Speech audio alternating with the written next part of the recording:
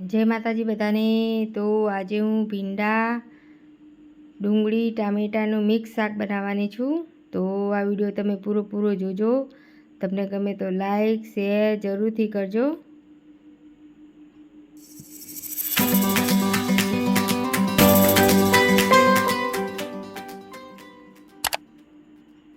તો સૌથી પહેલાં ભીંડા લઈ લઈશું। 2-3 પાણી ધોઈ નાખીશું અને સરસ રીતે લૂખીને અને સમારીશું।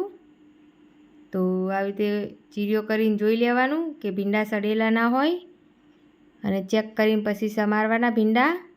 તો બધા ભીંડા સમારી દઈશું। ભીંડા સમારાઈ ગયા છે તો કઢાઈ મૂકી દઈશું ગેસ ઉપર। તેલ નાખી દઈશું। તેલ ગરમ થાય એટલે રાઈ જીરું નાખીશું અને રાઈ જીરું થાય એટલે હિંગ નાખીશું।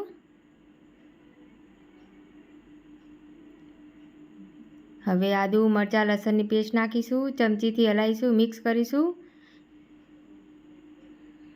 હવે ડુંગળી નાખીશું।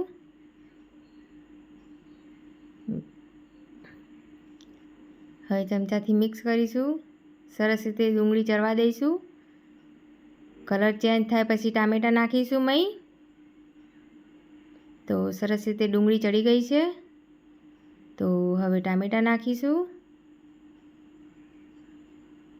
અને મિક્સ કરીશું। અને હવે આપણે બધા મસાલા નાખીશું।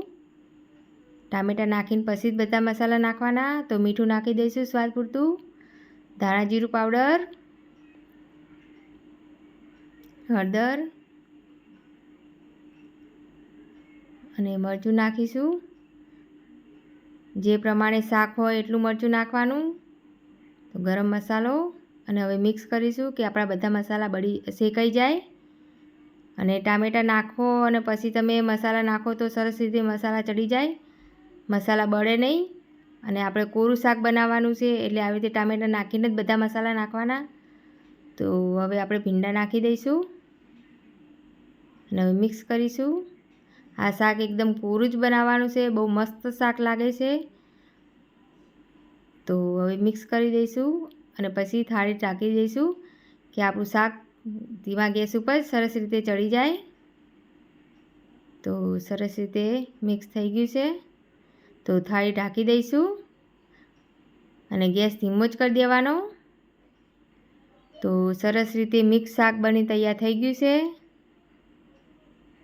તો કોથમીર નાખી દઈશું, મિક્સ કરી દઈશું અને ખાવા માટે આપણે વાટકામાં કાઢી લઈશું। તો શાક બની તૈયાર થઈ ગયું છે ભીંડા ડુંગળી ટામેટાનું। તો એકવાર તમે તમારા ઘરે જરૂરથી ટ્રાય કરજો, બહુ મસ્ત લાગે છે। ઘઉંની રોટલી, બાજીના રોટલા કે પરોઠા સાથે બહુ સરસ લાગે છે। તો એકવાર તમે તમારા ઘરે જરૂરથી બનાવજો।